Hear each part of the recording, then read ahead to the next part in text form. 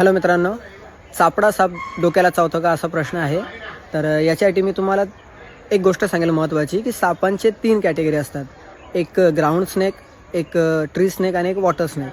Ground snake म्हणजे जे जमिनीवरती राहतात, वॉटर स्नेक म्हणजे जे पाण्यामध्ये राहतात आणि ट्री स्नेक म्हणजे जे झाडावरती राहतात.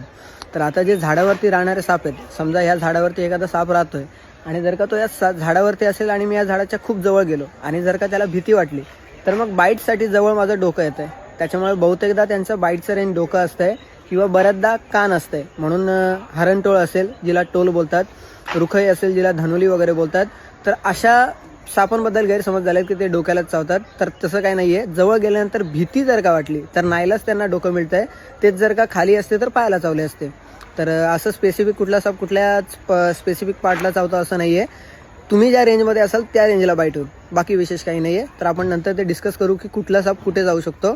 तर याचं उत्तर एवढं होतं. धन्यवाद.